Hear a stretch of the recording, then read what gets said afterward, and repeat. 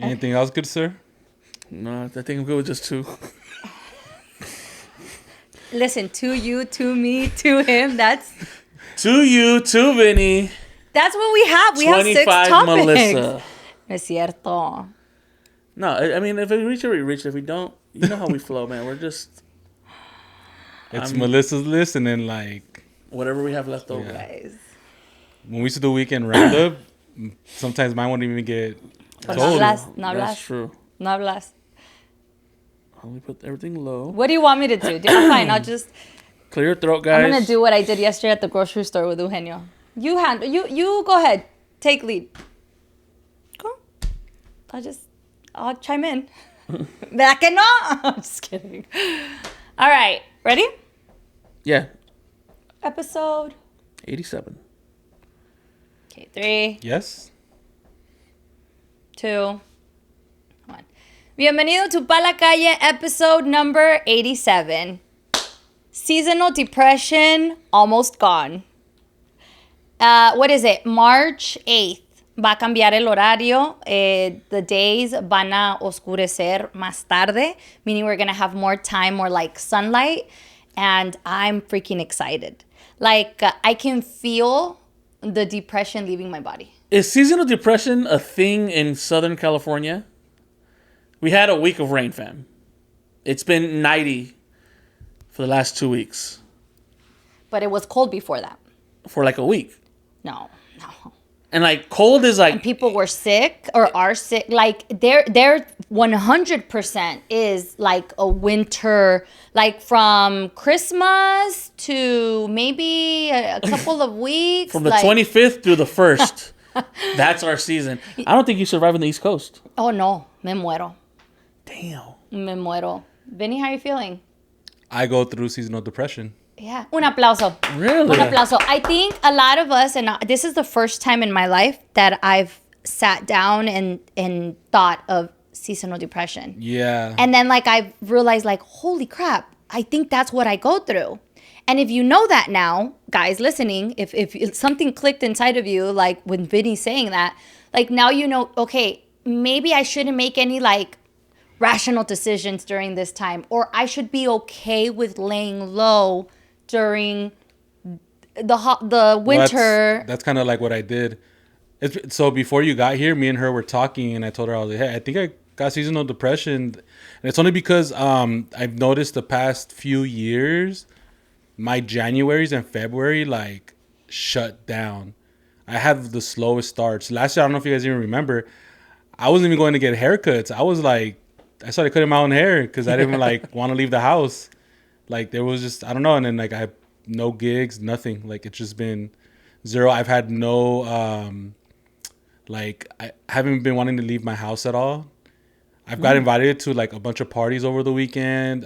There was events right over the bridge and blew them all off when it came down to like actually going. Cause I don't have like the urge to speak to anyone or like speak to anyone not family related or even like you guys. But even then, like with you guys, like We haven't chatted. I don't stick around. Like I haven't stuck around the building at all. Like I just don't have the urge to. I think we went out to eat last week. We hadn't gone out in a minute. Like Juju's not in the studio that often either. So, or like texting, we usually text more. We're in a group chat. Haven't really done that. Like it's been very quiet for us. Mm-hmm. I think within amongst each other, but also I can speak for myself. I've been very quiet out there for a minute. But what I think is good is that like Vinny's like saying this and we're like, oh, and it's okay, no? How are you feeling? Like, do you feel bad? I don't feel bad about staying home, but I do feel bad in a sense of like I could be doing more. Even like November, December, I was starting to post more on YouTube, like my DJ videos, right? And for some reason, I have like 3 recordings that I've done in January that I just can't put myself to post or even like do. I'm seeing a lot of DJ videos come out and I'm just like, I don't want to do it. I don't know what it is. Like I don't have the urge or like tendency. So you can't pinpoint like the, what sort of like the, I guess like a moment or a feeling where you're just like, oh, this is it. Like, did you have your aha moment where you're like, oh yeah, this is seasonal depression? No, I only feel like this is it because I was like, what was I? Because I was every year I compare myself to last year. right? And even like last year, like nothing picked up until like April or May. And I was when I started doing the Dodger thing. Then I got to do the LAFC thing, the Anuel thing. Like it picked up for me, at least on a business side, you know. Mm-hmm. But like I was going to a lot of events. But last year at this point in time, I was doing this in January and February. I was not leaving the house. And then now that it's March, who knows? Maybe like St. Patrick's Day it'll pick up or something. But like, Nothing. yeah. Well, I wouldn't be too hard on myself because you work hard and things pick up when they do. And sometimes you're like a little machine, you know, like sometimes you need some time off. And now that you know it's seasonal depression, I think like a lot of times we need to enjoy it. Like sometimes I sleep in and y no descanso. Like I keep waking up because I'm like, and I tell myself, you shouldn't be sleeping in. You should be up. I should be doing this. I should be doing that. Like I kind of beat myself up over it. But my body's like in a state of freeze, if that makes sense. Like I'm like, I should be posting. I should be up. I should be cleaning. I should be with the kids. Yet I'm still there like not doing anything. Mm-hmm. So it's just kind of like, look, if I'm not going to do anything, I might as well just say F it and enjoy it. And then be like, okay, give yourself a deadline. Right now we're talking about Twitch and posting. And so I asked him like, so when are you going to start doing it again? And I think like if they were to call Vinny right now and be like, hey, Vinny, I need you to come and do this, he'd be like, okay, I'll do it. Like, he does, it's called functional depression because he does what he needs to do. Yeah, don't get me wrong. Like, they hit me up to go on the radio and DJ. Like, I show up, I do my job, but it's so, like, second nature to me now that it doesn't even feel like I'm DJing. Mm-hmm. You know, now it's just part of my morning routine. But I think, too, like... give yourself a deadline. Not just that, give yourself credit. You showed up. Like, sometimes... I hate using the word bare minimum, but sometimes the bare minimum is cool. It's okay. Mm-hmm.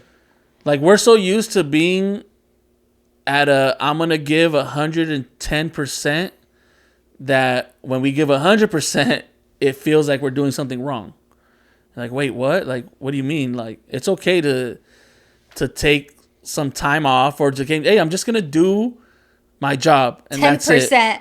Like yeah, that's okay. Yeah, and sometimes you go below 90%. Man, if you live your life at 80%, it doesn't matter in what sport you play. That's Hall of Fame numbers. Yeah. So I mean, like like to me, and hey, maybe I'm misdiagnosing myself, but I like taking time off in January, February, December. Probably like the last 2 weeks of December through maybe like the last week of January. That's me time. I try to say no to most events. Like, I'll still do family functions. Like, I went to golf with my brother, but, like, that's my time to just, hey, this is... And then you pick up and grind again. We go so hard that sometimes we forget that we still got to sit back and enjoy it. And, hey, again, like, dog, you showed up. There's people that, like, don't. But even if you don't show up, win. That's okay, too. Like, everything's okay. Like, I think it's our standard. That like fucks with us sometimes, but it's not a bad thing. I actually think like, oh shit, you figured it out. It's seasonal depression because a lot of times you spend time like, what's wrong with me, or you beating yourself up, or just kind of like, wait a minute, what's happening? No, but and also like there's so many decisions that I've wanted to make on my business side of things. Like I remember last year, I nuked my SoundCloud. My SoundCloud had like hundreds of thousands of listeners. Like I had a lot, right? And last year, I don't know what happened. I had like an off weekend and I fucking deleted everything. I deleted everything. I'm like, I need a reset. I'm like, but do you regret that? It's not good enough. Do you regret that decision? Kind of, only because most people know me through SoundCloud. Before the podcast, it's like, oh my God, you're Vinny Mac. I've heard your SoundCloud, your summer one, your I don't know, other ones, but I moved them to my website, and my website does get some traction, but it doesn't get nearly as much as SoundCloud.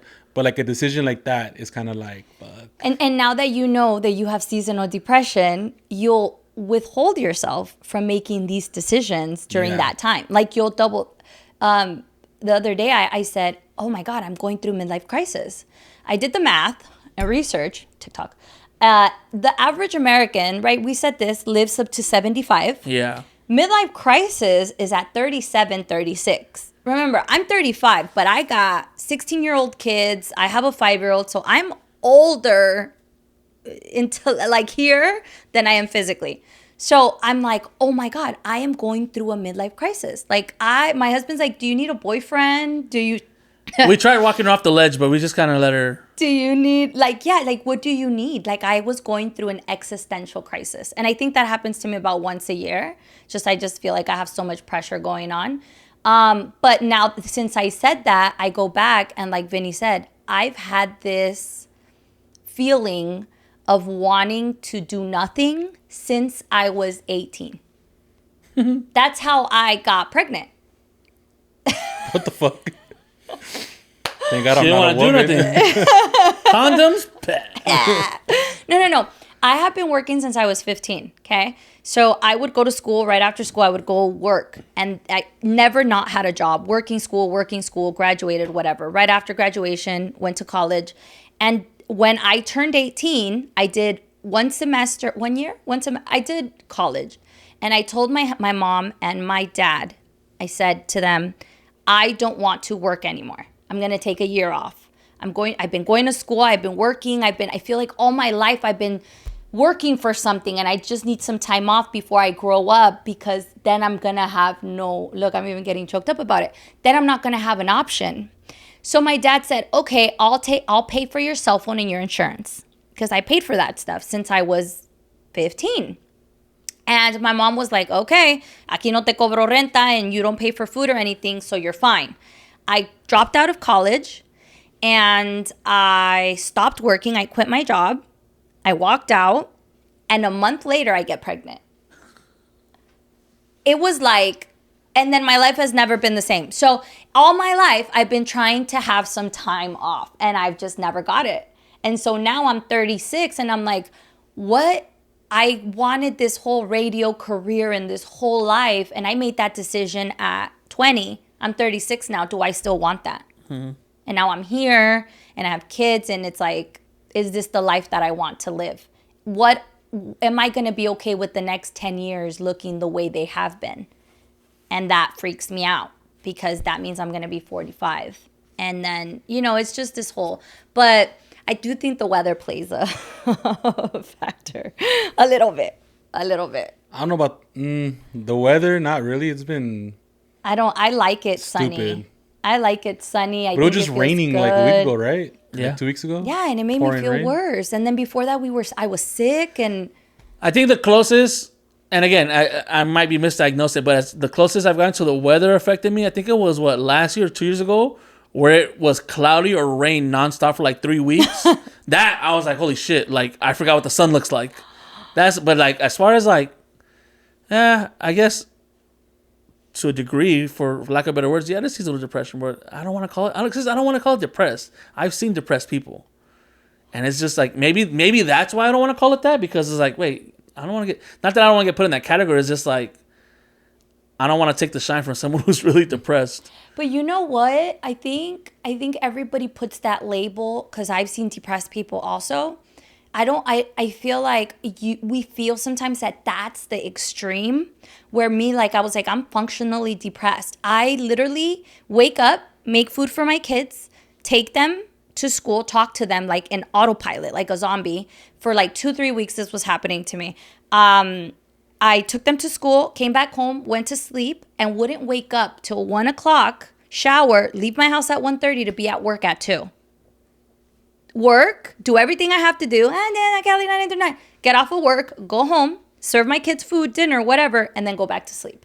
And I did that over and over and over and over. And my thoughts were like, what are you doing? What is life? You're not even living in the moment. Like it was just constant. To me, that's depression. To me, that's unhappiness. To me, and so I don't want you to feel like you have to be at rock bottom, because there are some people who are clinically depressed and who are having suicidal thoughts. But I wasn't having suicidal thoughts, but I was thinking, I don't want to be here. What does that mean? Mm-hmm. What does that mean? Like in a if I say that to my children or to my husband or to my mom, they're going to be like, what do you mean? Like, I don't want to be here. Where do you want to be? What do you want to do? I don't know. I just don't want to be here. And I would sleep all day to not be there. And then I would go to work and just work because I have to. So that is kind of like, what did I say? Functional? Yeah. Functional depression. So I just think that there's different levels of it, and a lot of times we think of that like the word, like no quieres salir de tu casa, no te bañas, no te lavas los dientes, like that's at all time. And sometimes people think if you're not there, then maybe you're just okay. And it's like, you know, I think they all kind of are depression. Si no te sientes bien, you have something. And hopefully the sun will make you feel a little better. The sun and the change of, you know, ambiance and, you know. Is there a moon change coming up this week? Yes, there is. We were in Mercury retrograde. And then there is a like a blood moon on the 3rd. What day is it today? The 2nd? Yes. Tomorrow. On Tuesday. There's going to be a blood moon. So there's definitely stuff going on con los horóscopos. So I saw some news yesterday and I wanted to have this conversation with you guys. Very important. Who's your Spider-Man? So I saw that Zendaya and Tom Holland got married. Un aplauso for them. Se casaron en secreto. It's allegedly, right? Well, supposedly. Because they said you missed it. Well, in an interview. Was it like what the hairstylist or who was it that broke that news? No, I think that it wasn't them two that said it. They said that, well, I read it and it said that they asked him and he said, you missed it. We already got married. Yeah. So it could be sarcasm. Like, oh, pues no fuiste, güey. Or it could be true. I don't know, but it's not like they're confirmed or pictures are leaked, nothing. Yeah. But that's not even the topic. I mean, congrats to them if they got married. Yeah. Mm-hmm. The topic is, who's your Spider-Man? We've had the conversation of who's your Batman. There's 3 Spider-Mans. Well, actually a couple. Wow, right? Miles. There's a bunch of Spider-Mans. But that's like a cartoon. But you have... universe, yeah. Yeah, you have Tom Holland, Tobey Maguire. ¿Y cómo se llama el otro? Andrew Garfield. That's not her Spider-Man, apparently. Andrew Garfield. Actually, that is my Spider-Man. Yeah? Andrew Garfield is my Spider-Man. Just can't remember his name? I just know his face. Big fan. And Emma? Emma Stone. They're my favorite. Well, she's dead in the movie. So. Yeah. But she did a good 2-3 movies. No, she did 2. They did 2. No, she did 1. 2. No, they did 2. She died in the second one? On the second one. Oh, spoiler alert. She died in the first one. Second one. Because her dad died in the first one. Her dad died in the first one and told him to stay away from her. Oh, yeah. Second one. That's not my Spider-Man. Who's your Spider-Man? I'm... Not a Spider-Man fan? I'm going to go off the grid here. My OG Spider-Man was a cartoon. The cartoon used to come out on Fox Saturday mornings. It was a cartoon Spider-Man. And that was my first ever introduction to Spider-Man, where I was like, oh, this guy is dope. And like that whole, pretty much the whole storyline you're seeing now played out originally in that cartoon Spider-Man. So everything Avengers Endgame, Avengers Doomsday, seen that already. I know how it ends. Been there, done that. The cartoon one to me, chef's kiss. Is the Spider-Man meme one? Huh? No, that one's older than that. So Spider-Man's been around since the 70s. This is like the 90s Spider-Man. He didn't even make a comeback. It was so popular. Like 90s is a popular comeback thing right now for all the Gen Zers and everything like that. So like X-Men, it's like X-Men 95 or 96, something 97, like that. X-Men 97. In that same universe, there's that Spider-Man. And that's the Spider-Man that I grew up on. And I was like, oh. Oh, you are older than me, so you understood Spider-Man? Yeah. I didn't understand Spider-Man. I was watching Yu-Gi-Oh! Pokemon. It was different. My cartoons were different in the 90s. Mine is Tom Holland. I think after they did the trio, it felt like... I think that's kind of like where the torch was passed. It was Tobey Maguire. Andrew Garfield was okay. I think I like the feel of those movies better. It didn't feel so cartoonish. It felt more real, like the Andrew Garfield ones. Mm-hmm. The Tobey Maguire ones were hilarious, but I think after... rewatching, I think it was what's the one with Venom? Well, first of all, Venom was fucking Topher Grace was Eric from fucking that 70s show. Yeah. That's the reason why Toby. Yeah, that's the reason why Toby's not my Spider-Man, because that last movie messed me. And then what's Green Goblin's son? James Franco. James Franco being Green Goblin. But you had it's because. If I had to pick one, it'd be Tobey Maguire, because that was like the first one where it's like they actually...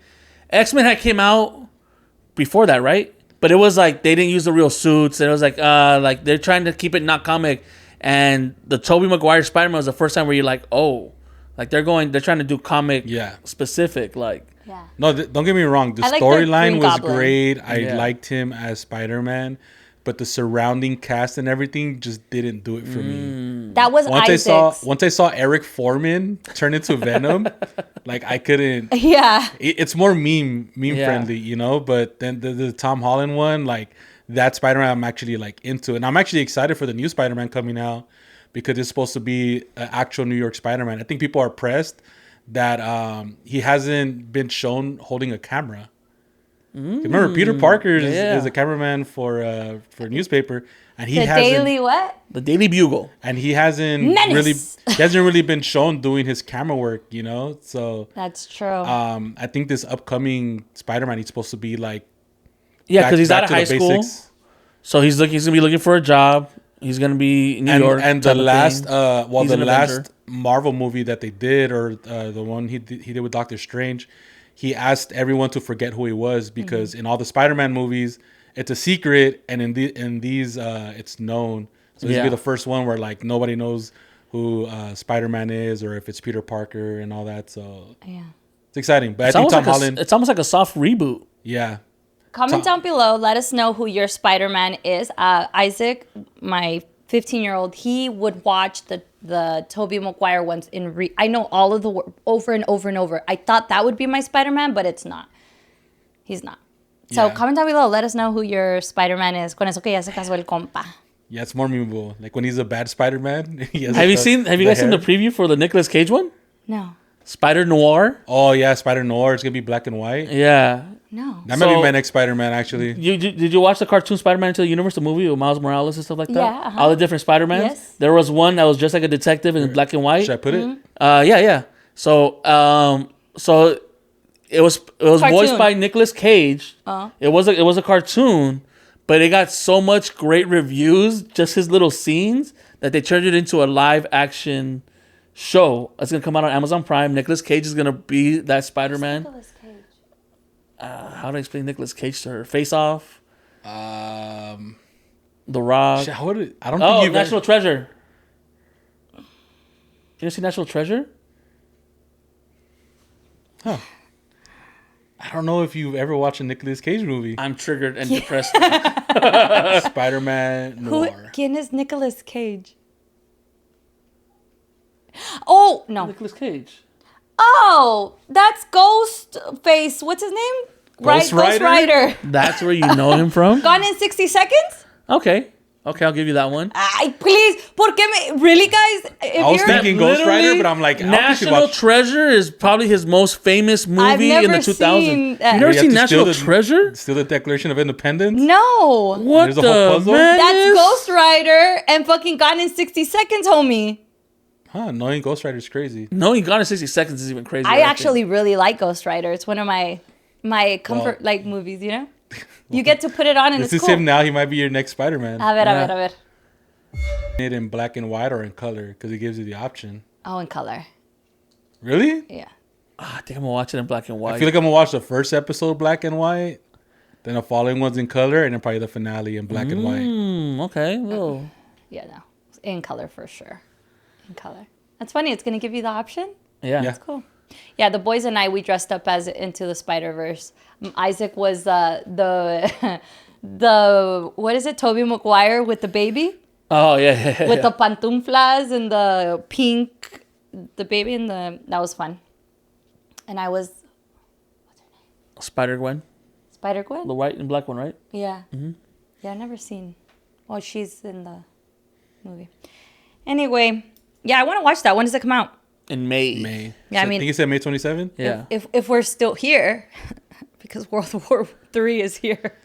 World War III is upon us. Is it messed up that there are memes everywhere and that we are making fun of this situation? Like literally they just announced this weekend that we are at war with Iran. And obviously there are a lot of people who are getting hurt on the political side. But because nosotros ya estamos bien traumados and we've been through a lot, obviously what's our escape or our coping mechanism? Comedy jokes. Entonces the internet has been flooded with memes and there has been a I'll read it to you right now. There has been an article, okay? The Daily Mail ranked the safest places to ride out a global conflict. So, World War III is happening. Where do you go? Okay. Fiji, number 1. Fiji, the islands? Where's Fiji Islands? I don't know. I've never been there. You didn't look it up after you saw the list? No, it actually has a map. Well, I sent it in the chat. to be fair, I think we're all priced out of Fiji Islands, fam. Well, it says here, if money wasn't real. If money wasn't an issue. Gosh, Juju. I'm just trying to keep it real, fam. Oh, we're going to go to Fiji Island. Are we? Are we going to go to Fiji Island? Well, actually, everything on this list is pretty pricey. So, entonces tendríamos que vender todo, chicos, y nos vamos. Que a Fiji Island. Why would you go to Fiji? It's closer to Iran. New Zealand. That stuff was on that side of the world. Like Indonesia. Iceland. Argentina. Do you guys know anyone in Chile? Switzerland? Why, Juju? Why Switzerland? Switzerland has never entered any world conflict before. Because they're neutral. Antarctica? Too cold. Season of depression for sure there. Okay. Well, I mean, if you really don't want to dive deep, open your third eye. Antarctica, that's what they say, that the dinosaurs are still like, pretty much like Antarctica is where all the elites are going, and they have like, it's not really ice. It's a layer of ice, and then the bottom it's like a tropical island, and that's where like the elites are gonna be, and the dinosaurs, and the world is like different there.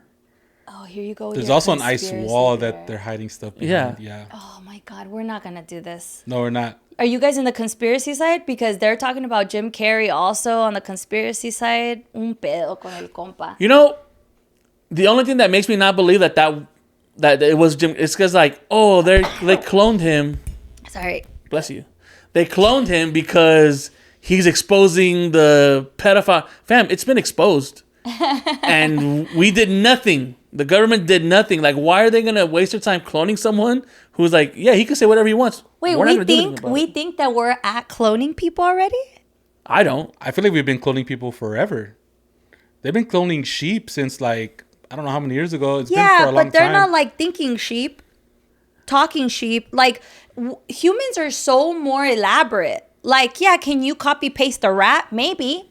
And then the rat will die within a couple of hours or minutes, or it doesn't have a soul. It's just kind of like hitting itself on the wall. No te golpes. I don't know. You'd be surprised how far technology is.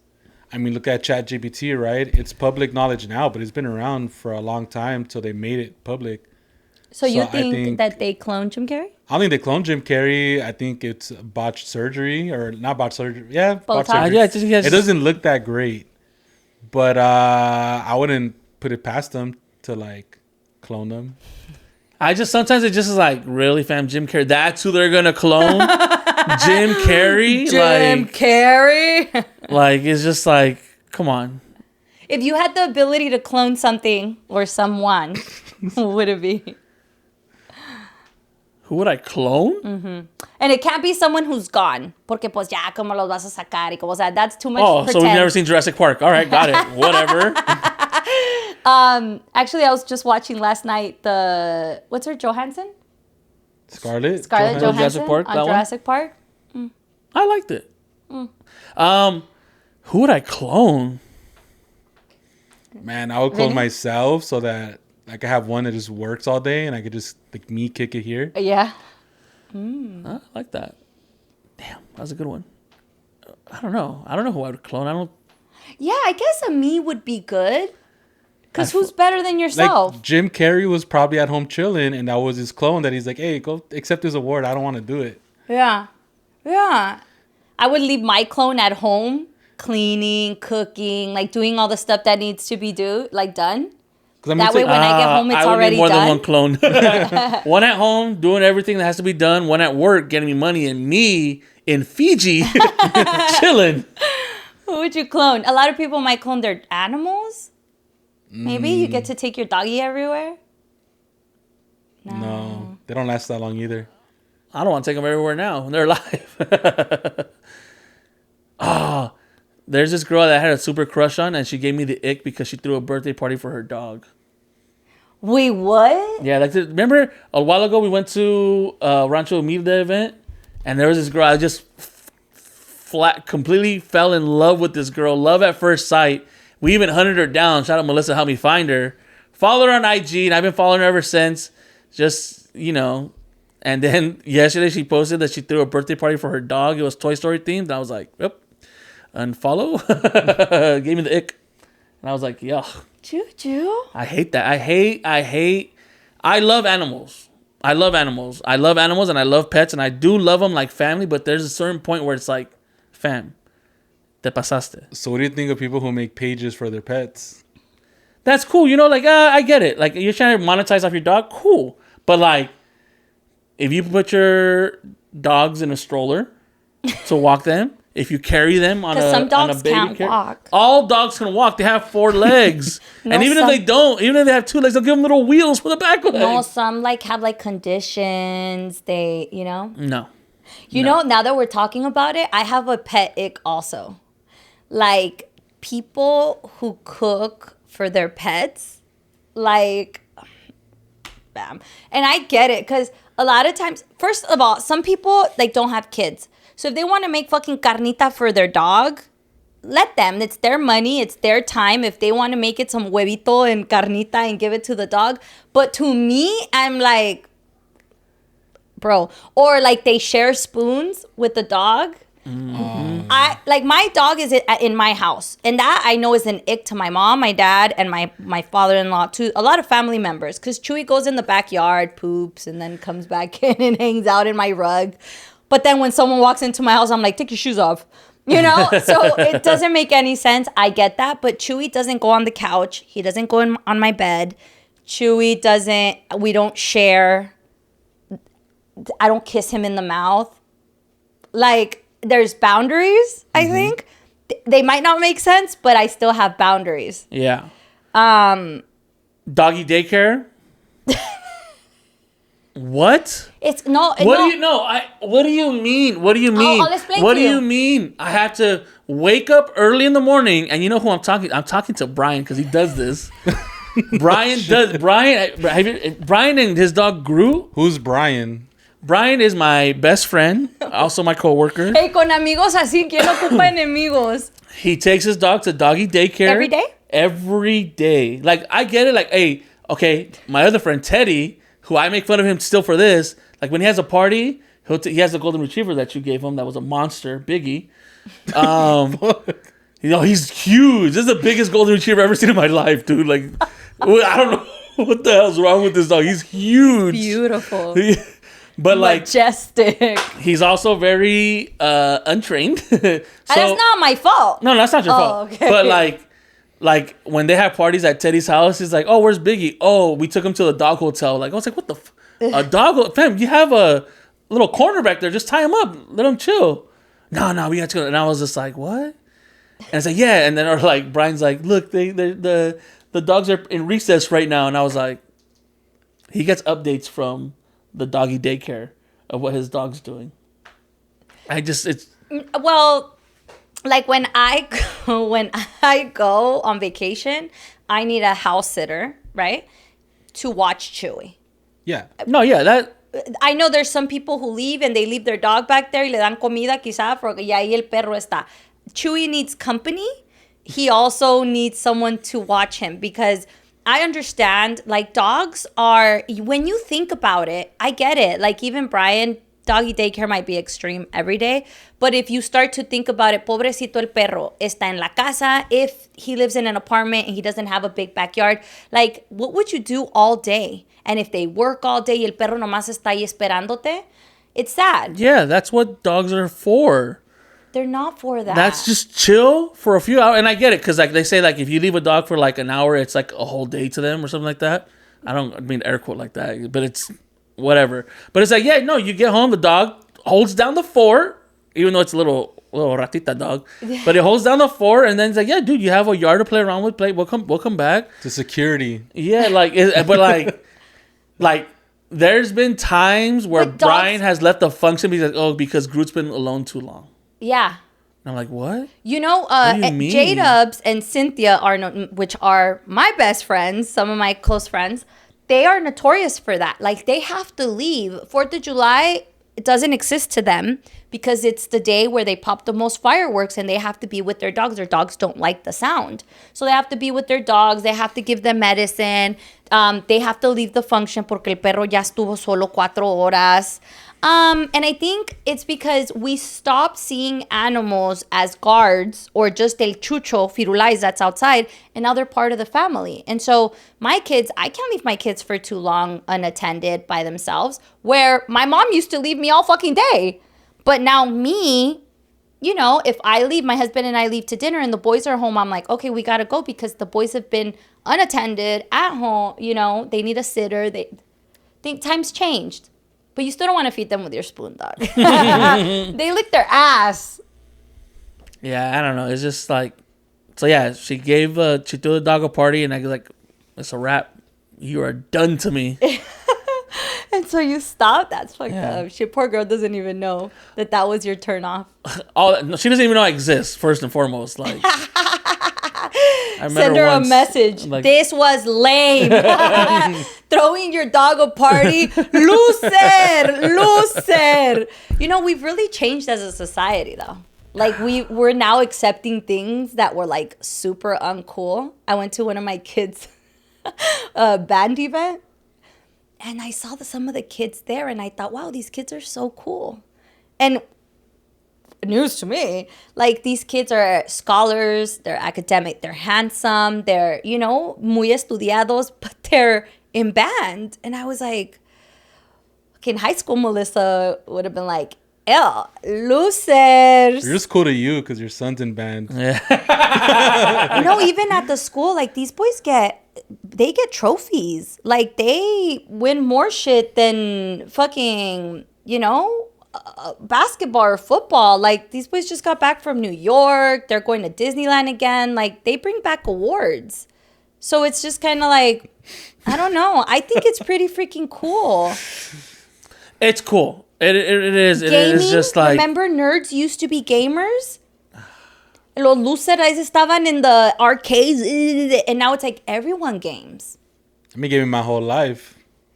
Yeah.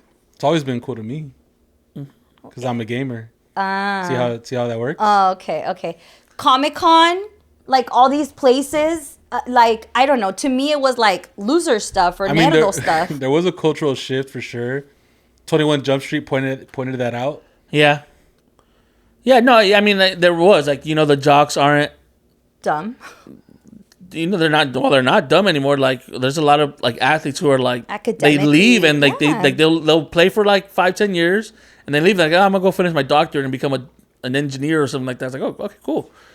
Yeah, to each their own. Do I think band kids are the coolest? No, but they could play the hell out of instruments, and if you know how to play an instrument, that's a new way of getting a girl. It could be cool. Yeah. Like when your son becomes a producer and the DJ. Yeah. Or his little banda. Ding, ding, ding, ding, ding, ding, ding. Yeah. Yeah, no, I think they're super cool. I think a lot of the kids, and it's not even my son, the one I'm talking about. There's another boy that I looked, I was like, does he play anything else? Some of the boys do track and field. One of the other ones does football also. Like, these boys. So that's why they're cool.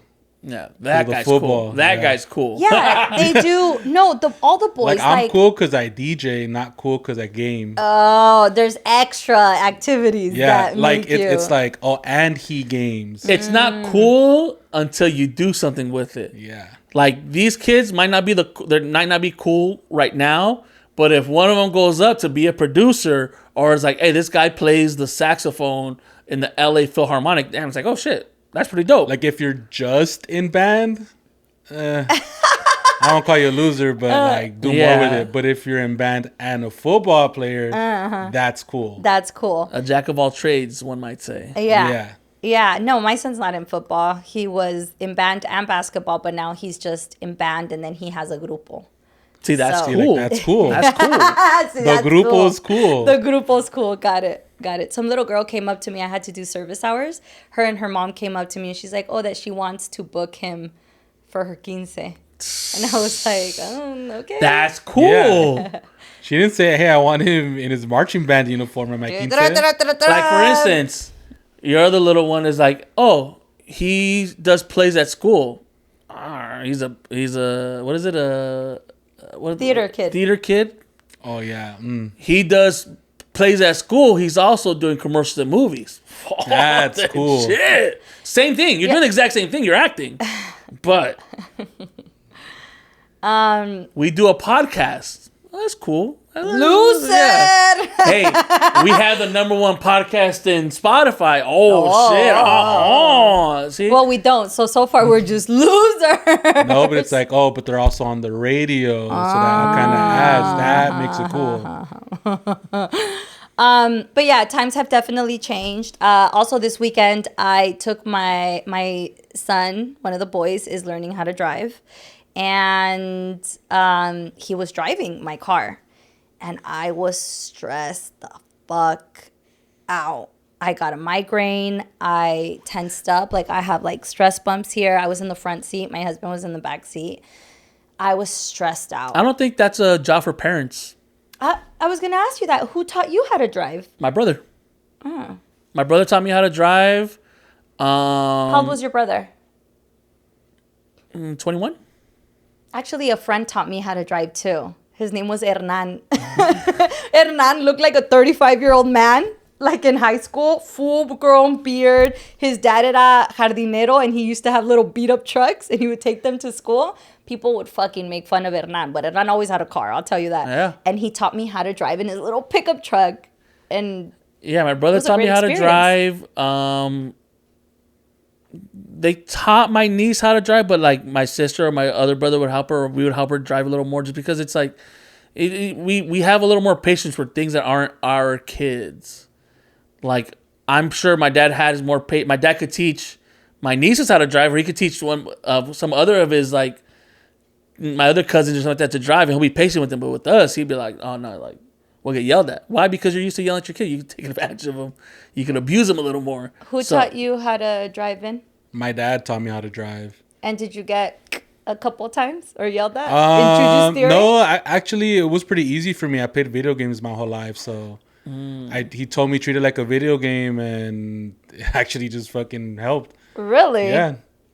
Played a lot of Grand Theft Auto. Played a lot of like when I would go to like Dave & Buster's or like other arcade, like I knew how to drive those good because I'm a gamer. So he told me treat it like that, and I actually did pretty good. You know what it was for me is I drove exactly like my dad, and my dad's a bad driver. No, he's not. It's not that he's a bad driver. He just doesn't drive the proper way. You're supposed to like 10 and 12, and like da-da-da. But I was like, I'm learning. I'm a visual learner, so I see you doing it. I'm gonna do it exactly the same. So I was doing it exactly the same. But to him, it wasn't up to par. I'll see, and for me, when I would see my dad, which he's a pretty good driver, I've always have a competitive spirit. So I'm like, I got to be better. Always. Even when I'm like, I'm going to drive, I'm going to be a better driver than my dad. And it's always been like the way I went about it. Although I did fail my first DMV test because I got in an argument with the person. I was just thinking about it the other day, too. I was in Montebello. I did my DMV driver's test in Montebello. And there's like this intersection on when you go down Wilcox, and I forgot the back street. It's right underneath Sure High School. Okay, yeah. But I was going down Wilcox, and it was like the DMV's down the block. We went down the block, and I remember the light was turning yellow, and then it went red. And I kind of like zoomed in a little bit and then made the right. I didn't really stop completely because it was still yellow. And the guy was like, oh, it was red. Why didn't you stop? And I'm like, no, it was yellow. I saw it. And that's why I slowed down. And we got in an argument. He was like, well, if there was somebody there. And I'm like, well, there was nobody there. So he was like, okay, well, make a right here. Okay, make a right here. Make a left right here. And he fucking directed me back to the DMV. And he's like, your test is over. And that's, my dad did talk shit to me about that one. Because it was like, fuck, not even 5 minutes. I'm back. And I failed. Yeah. I failed my first one too. And I failed right away. But she let me finish, which is weird. That's fucked up. But it wasn't my fault. And she even said it. She said it verbatim. It's like, this wasn't your fault, but I have to grade you based on the driving thing. Because it was like, I did mine in West Covina by my house. So it's like little back streets like that. So we get out, I make a right, and I'm supposed to make a right on the street.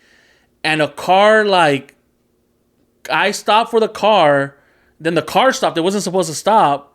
And so, like, I'm waiting, and then she's like, all right, take the turn. Then he's going to give you the get. And so I start taking the turn, and then the car goes. So I almost crashed. I had to, so I'm going like this, and I had to swerve back out like that to avoid hitting the car. And, she's like, yeah, that wasn't your fault completely. And I did everything else right. But she's like, I had to dock you for that. I was like, I don't know why, but she failed me. And then I did maybe a week or two later. They say that women grade harder than guys. I had a guy, and he passed me, right away. He's like, yeah, you're good. The guy was the one I argued with, and then the guy failed me. Yeah, and then the girl, I only passed. I forgot how many mistakes you could make. 12. 12? I got 13. I made 11 mistakes, but she passed me. My 11 mistakes, all stop signs. You're California stopping or what? Yeah, but it's because I was like, okay, look left, look right, and then go. And I was taking my time, and the girl was like, oh, I noticed you didn't go left, you didn't go right, and then left again, and then you go. And I was like, that's too long. Yeah. I just stop. I do to this day, but yeah. So at work, I run the promotions team with Brian, and the first 10 years I've been there, there's maybe been 1 accident, 2 accidents. Within the last year, we had 4 or 5 accidents, including totaling 2 cars. Ouch. So we had our company that owns us also owns a construction company, and the guy came and gave us a driving course, and he ran us through all that stuff. He's like, so you look left, right, and left again, because left, if you're turning in the intersection, that's the closest one to hit you. So it'll be the hardest to avoid. Mm-hmm. And then you had to, see 15 seconds down the road, and he would test, all right, now, he's like, look 15 seconds. He's like, all right, now what do you see? So we had to I see, a couple is hitting the corner right there like that. And it's like, holy crap, you don't realize how bad a driver you are because you get used to it. It's muscle memory. It's like, oh yeah. How many times have we guys, I don't know, it happens to me a lot, where I'm driving, and I'll get to my place and I'm like, holy shit, how did I get here? And I just have no recollection of me driving. Yeah. So yesterday with the stop sign, my stepson did a quick California roll, and my husband goes, hey, you didn't do a full stop. And he said, nobody does a full stop. And I said, he's right, but we don't realize, to the mommies or the dads out there watching us, if your kids are going to start driving, or if you're already, just remember that they're watching you. And a lot of times, I'm included, highly included, donde I'm like, I'm just going to send this quick message, or I'm going to just really quick call, or I'm going to do this. The kids are watching you, and that's where they learn from. So when my stepson said, nobody does a full stop, I couldn't say, I do, because I don't. So especially right now that I'm teaching him, como dices tú, all that muscle memory comes with an experience driving, comes with time, and he doesn't have that. So it's like, no, you can't do a stop and roll, a California roll, because you don't have the experience, but that doesn't sound right to say that to him. Like, tú no, nosotros sí.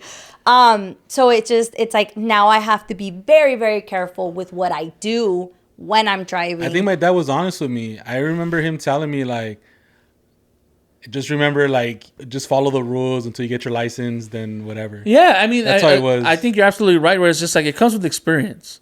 I know I've been driving since I was a teenager. I drove for work. I drive for work. That's what we do. We go out to events. So, I know all the back roads. I know, hey, this is more likely where the cops are going to be. I know it's everything built with experience. And it's the same thing you do with anything. I could tell you that in a math class, 4 + 4 = 8.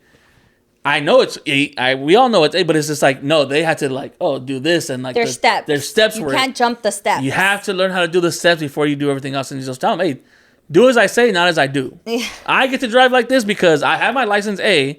I don't ever have to take another driving test in my life. So unless I get my license taken away from me, I could drive however I want and be okay with it. You have to pass the class, and pass the class the way they want it to be. Because there's rules, and you have to follow the rules. Mm-hmm. But I also realize, I think the Juju theory is right. I cannot teach. So Jeremiah, my stepson, already has his riding permit. I think he passed his test. So now that's why he's doing behind the wheel.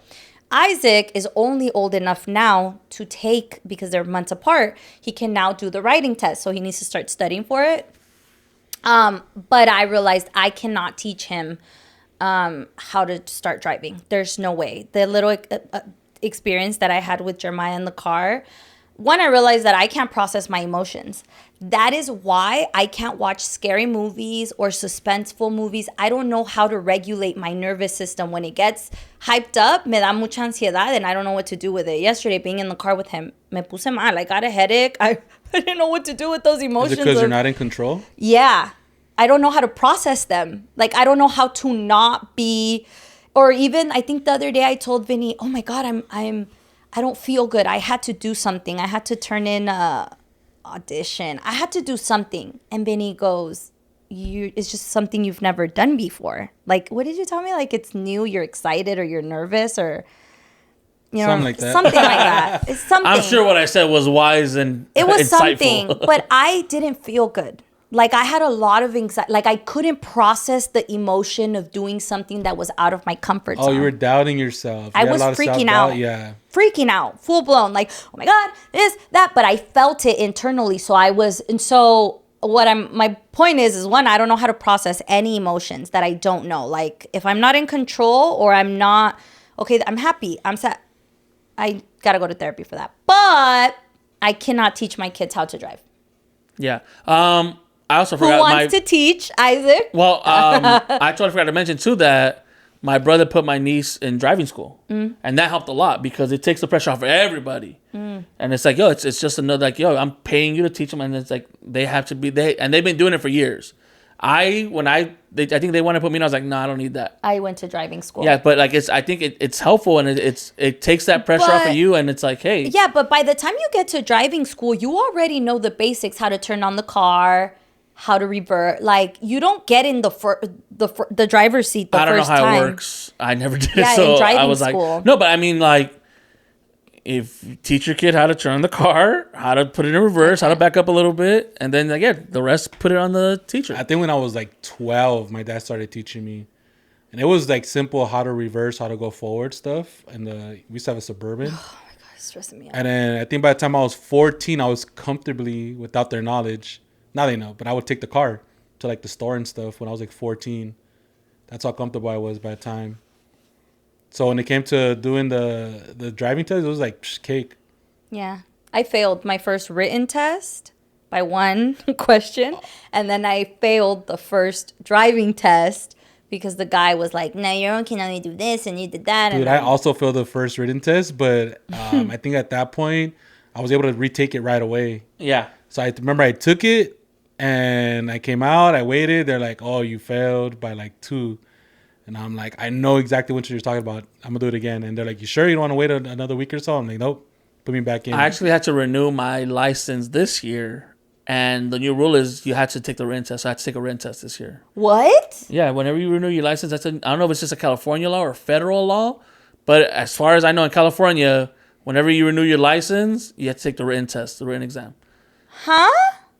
Yeah. So be ready. What are you talking about right now? Yeah, whenever you renew your license, like mine expires December of this year, and I had to renew it. Not only do I have to get my real ID now, so I had to take all that paperwork, but I also had to take another written test. You ever done your real ID? No. I have a passport, so it's never been like, I take it with me everywhere I go. Yeah, but it's been like a requirement for like years. Unless you have a passport. No, in general, they announced that you need a California ID. No, I have my driver's license, but the real ID it's more for traveling within the states. But like if you have your passport, you're good, and if you don't, you pay a $40 fine, and it lasts for like 3 months. But you got to take a written test next time. The first time I renewed it 10 years ago. When? The first time I renewed it 10 years ago, I had to take the written test again, and that was 10 years ago. The law passed.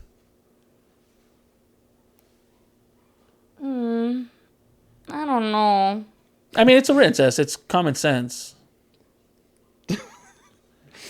Oh my gosh! Next week I'm gonna bring a sample test. We're gonna take a sample written test. Ay, Dios mío! I don't know. Would you guys pass it? I don't know.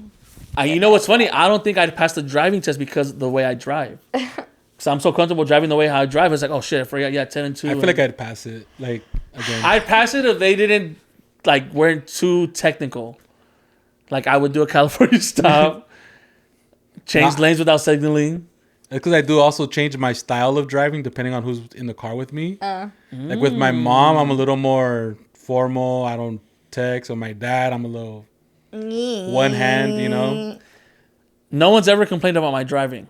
So everyone's like, oh my gosh, like I feel comfortable driving. Last time I fucked up driving, I got a DUI, and that was like 10 years ago. So we're good now. Damn, that sucks. Last time I fucked up driving, I totaled my car. Nice. Because I was in a rush to make it to work. Lesson learned. Was it worth it? No. Actually, I just had that conversation with the kids. It's not worth it. Like something could have happened to me. My kids, all three of them were in the car with me. Something could have happened to my children. The car of the man, he had a little no, I have a Camry. He had the other one, Corolla, a smaller one, was like a sandwich into the pole. Something could have happened to that old man. He could have died. To all of us. And it was all because I was in a rush. I was trying to get the boys fed and home and make it to work on time. And that just taught me, like... Isn't that the irony of it all, too? Like, once you get in an accident, like, even when... I didn't even make it to work. When I got my DUI, I was in a rush to go somewhere, and I didn't want to miss out on it. And I didn't turn on my lights, but I remember I got my DUI, and they pulled me over. And the second I got pulled over, and the second they put me in the backseat of that car, like any care about anything in the outside world just went out the window, and that's the last thing on your mind. And then even with the I did get arrested like 2 months later when they had a warrant for me. Because I didn't take my alcohol classes. I'm locked up. They won't let me out. They took me to the Imperial County Jail, and I actually had a jumpsuit and everything. I wish we could have your mugshot.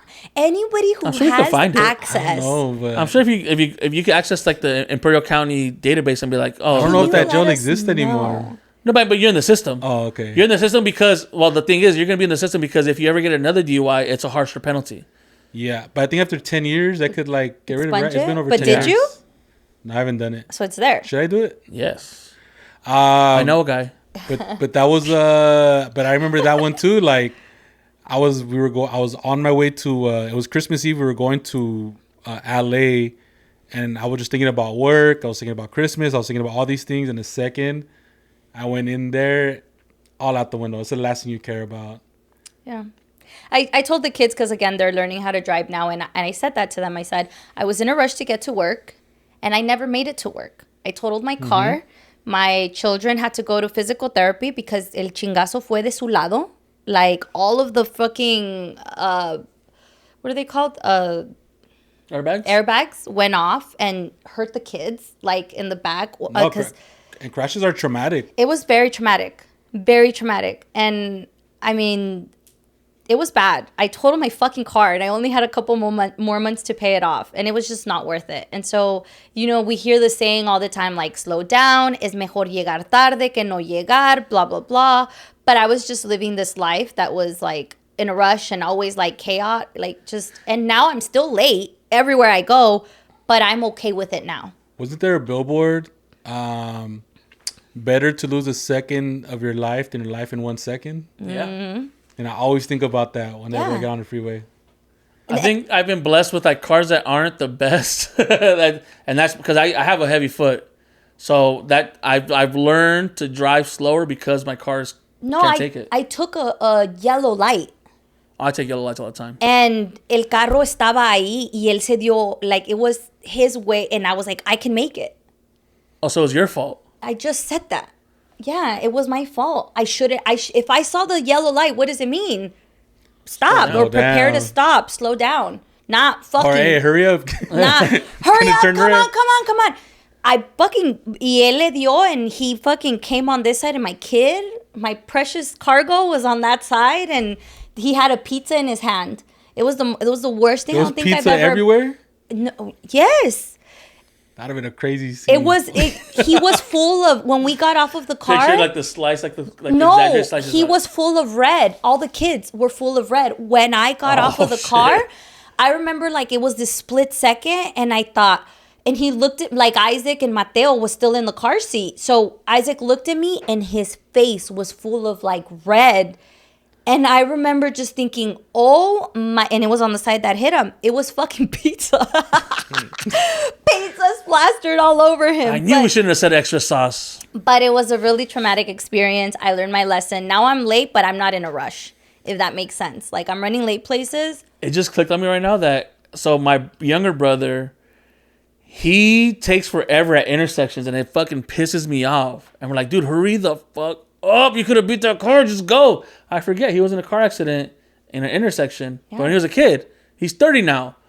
So I was like, oh, I'm going to ask him, like, hey, is that a traumatic thing? Because that shit pisses me off. I now, like, cars honk at me all the time where, you know how the light turns green and they're like, hurry up. Like, I literally do the make sure no one's coming so I can go, even if the light is green. Yeah, when I was 18, I got in a car accident up the hill from here.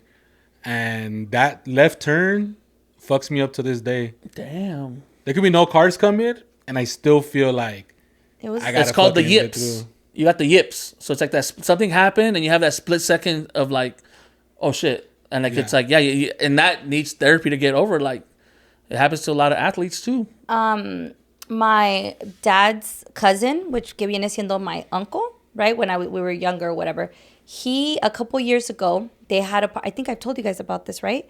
They had a party for his son-in-law, and everyone was drinking, whatever, and they're older, like my parents, older. And they said, we're going to take your kid so you guys can keep partying, and we're going home. Okay. They hadn't been drinking. They're older. Again, like my mom, like 60 right now. They get in the car and they go. It's Saturday night. A drunk driver hit them. All three of them died. The mom, the dad, and the son. All of them fucking died. And it was like the most, but my point is that there is not a Saturday night that I go out and that I'm driving home that I don't think about them. And they weren't that close to me. They weren't that, but it just left an impact that I was like, it doesn't even have to be you. Sometimes it's another driver that's drunk and driving, going full speed that can kill me. So in intersections or I'm on the freeway or whatever, I'm always like looking around, trying to be a proactive driver. And just trying to, you know, porque una cosa es que alguien venga y te pegue y no estés poniendo atención, where you could have, you know, moved or whatever. So I guess just pay attention because it doesn't have to be you who's wrong. With all this going on and your kids are going to start driving now, are you going to be having like limits on like what times they could drive? Yes. No driving like, at night. Okay. No nighttime driving. Weekends still. I'm dropping you off and I'm picking you up. Like if you want to go out on the weekends partying or whatever, I'm driving you or you're taking an Uber.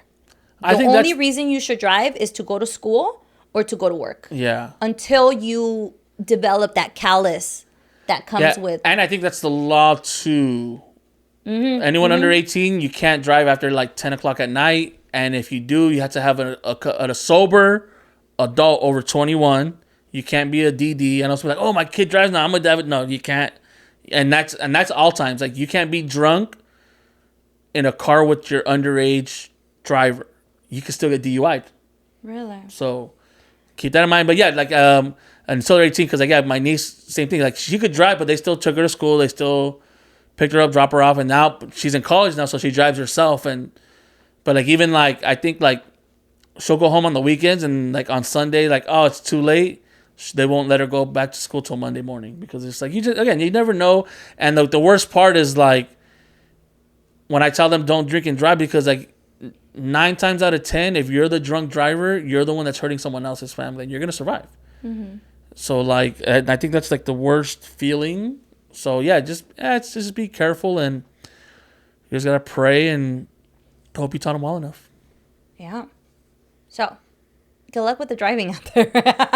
Hey, otra vez asustando a la gente. No, but remember, your kids are watching you. So whenever you're driving and you feel the need to pick up the phone or to do some fucking California roll stop, just remember, they're watching you. And entonces you have to set a good example. And don't drink and drive. Please don't drink and drive. Call an Uber. They're pretty expensive, I know. Pero ¿qué prefieres? ¿Pagar $80? ¿O pagar con tu vida? Or how much did you end up paying for your DUI? Couple G's. And that was back then. Thousands of dollars and a lot of classes and taking the bus for 6 months straight from West Covina to Cal State LA. Uber for one night. I had that when I took pictures of her family. I used to take the bus stop right in front of there. That's all that came to my mind. It's like, hey, I used to take the bus stop here when I didn't have a license or a car. And I think like a lot of times we're like, but then I have to come tomorrow to pick up my car. Everything is so fucking inconvenient until that bad shit happens and everything goes out the window. Yeah. Oh, I'm going to be late to work and then I'm going to have to call and then I totaled my car. None of that mattered. None of it. So he got a DUI, he was worried, he got locked up, he was on his way for Christmas. It doesn't matter. You just have to think like, ya estamos muy grandes para esas pendejadas. And if you had a drink or 2 drinks or 3 drinks, either have someone drive you home, get your ass in Uber because your kids are watching you. Thank the Lord, my aha moment didn't have to come at the expense of hurting someone, hurting myself, or getting a DUI. Mm-hmm. Like the last time I drove like really, really drunk, I woke up, I was like, this is too much. So ever since then, like I'll call somebody. Like I've had medic pick me up, I've had my brother pick me up, my sister pick me up. I was like, yeah, we'll figure it out. We'll figure out the car stuff later, but come pick me up. Or I'll be like, hey, pick me up, bring someone with you so they could drive my car, or they could drive your car and you could drive my car home. And they've done that. And it's just like, I think it's like, stop thinking so much about the inconvenience because like, oh no. And even like even if I only had 2, it's just like, dog, you just don't know how drinks are gonna hit you that day. You had 2, and usually that's fine, but like maybe you had 2 on an empty stomach, or maybe you had 2 stronger. It's just like, and it's usually it's like people think they're fine, but it's like that split second, that one delayed second of like, oh, I could have moved faster, and that's what gets you. Yeah, and even then though, we're in the age of Uber and Lyft. Like, just call. Yeah, we're good. Yeah. All right. Word of the week. Anybody? I don't know. Be careful. No. Be careful. Yeah. Be careful. Be careful. Be careful. Your life is super valuable. And I think we get used to like going to work and coming back home. And that's such a blessing in itself. And sometimes we don't think that there's a lot of people que se fueron y nunca regresaron a su casa. Entonces, when you go out there, whether you're driving, whether you're with your friends or hanging out, be careful. Your life matters to us, to your family and your loved ones. Entonces, cuídate. And then we'll see you here next week. Well, one more thing. What? I want to talk about the McDonald's CEO and how you feel about that. Oh. Have you seen that video?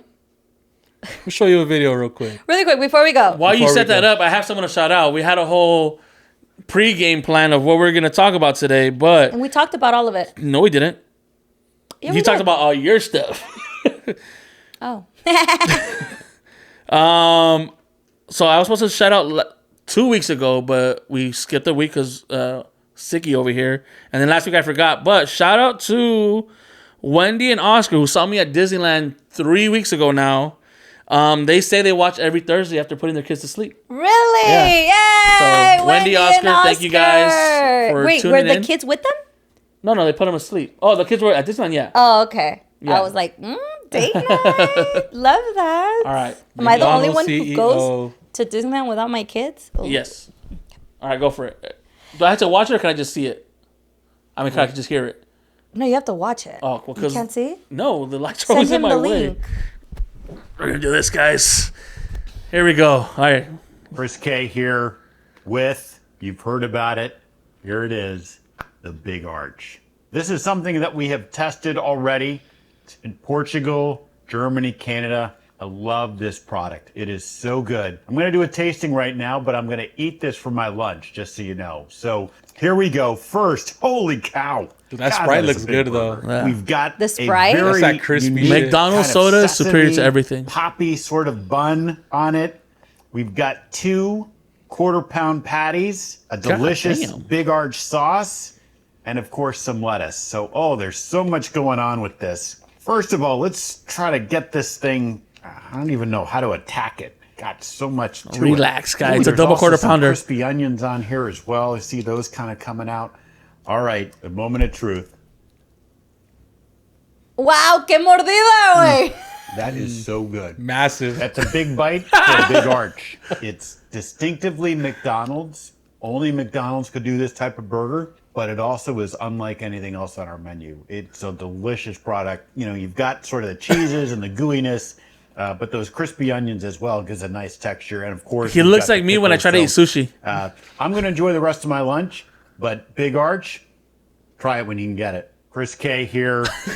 Brother, try the burger before you do the video, so you know what you're getting yourself into. I feel like that's the first time you ever bit that burger. He didn't even fucking bite it. Like, and you can his facial expression. I was seeing the. It's really good. I think it's a SpongeBob meme where it's a two big teeth and they're hitting the Krabby Patty. What was that? My guy, damn. Wait. Okay, what are the reviews online? Like, what are people saying? I mean, people are just making fun of it. They're like reenacting it. Like, and also people are just kind of scared. Like, you wouldn't even eat your own food. Yeah. What does that say about McDonald's? Well, I mean, that's most CEOs. Like, that's the big shtick. Is like, I mean, Melissa drinks her own juice. I do. Pause. I do. She does, because its juice is so good and delicious. Organic juice, dude. Try it now. The ginger shot. Yeah. No, but like the CEO. Oh, really quick, put a pin on that. Eugenio saw that clip, right? And he was listening to us go back and forth, and you were like, like struggling. And he heard Vinny say, well, that's because it's a real ginger shot. Like, I bought other ones before and they're really smooth, but it's not real ginger. And he goes, thank you, Vinny. He was pissed that I made such a bad commercial for our juice. And Vinny had to come out here and save the product. Like, PR king over there. You know, it's real. That's why it's, so spicy. But I'm like, I have my degree in it, So. Yeah, I was like, calm down. And he's like, it took fucking Vinny to come and save. And I'm like, yeah, because he didn't drink it. We were having an honest conversation about it. Like, I'm not going to lie to the people and be like, a ginger shot goes down smooth. Everybody who knows what a ginger shot is knows how it feels, how it's supposed to feel, and why it does that. A real ginger shot. A real ginger shot. Y como estamos en confianza aquí, chicos, o sea... Is all green juice delicious? No, but it's fucking good for you. You think I drink it because, Tampico, it's full of sugar. No. Sean Paul had to put vodka in that thing. But it's real. But and it works. Like, I've done the juice cleanses and... It works. Anyway, so it took Vinny to be like... The CEO, anyway, pin out. No, the CEO of Coke doesn't drink Coke. He doesn't let his kids drink Coke. Pepsi, the same thing. Obviously, if you run a cigarette company, you're not gonna let your kids smoke. It's like, it's just like they know. But why would they put him though? That's my question. Why? You have so much money, McDonald's. Why would you put him to do this ad? And you got a team in front of you who's watching this video. The big bite. It's and they're like, yes, let's post this. Yes, let's edit this. This is perfect. This is gonna sell the fucking burger. You know what though? It made me want to like try it or buy a soda at least. Coca-Cola de la McDonald's. I mean, don't get me wrong. That was a good commercial for the Sprite. And we're all talking about it though, right? Yeah. Like, hey, McDonald's ain't dumb. They had that. It's like, it's any publicity is great publicity. Because people are still going to want to try. I want to try it. Even though I seen the guy take a bite and look like that. Like, it can't be that bad. And like, so the toxic traded me. Give it to me. Like, I want to try it. This is how you bite it. Yeah. You said it yourselves. You want the Sprite. I do want a Sprite. I want some McDonald's fries. I haven't ate fries since my diagnosis. I want some McDonald's fries so bad. Like, with this cold Sprite. Ooh, daddy-o. McDonald's is, there goes our endorsement. Trash. McDonald's is the worst thing that you can eat. It's not real food. To you. But I had some on Wednesday, the Wednesday de Lent. I had a fucking filet of fish. I haven't had McDonald's in months. With French fries and a Coke. This is where I bring our endorsement back. Yes, that's true. But I feel like it doesn't matter how rich I get. There's times where I want a quarter pounder with cheese. I want a Big Mac. It's so bad for you. Everything's bad for me. Might as well enjoy it. Like, it's just that, like, I don't know. It's like that comfort food for me. Like, I don't know if it's like because I've eaten it so much, as you can tell, since I was a little kid. But like, no, I can always go for McDonald's. Like, hey, you want McDonald's? Like, damn, a Honestly, I haven't had McDouble with Mac sauce. And the only thing I get is nuggets now. Yeah.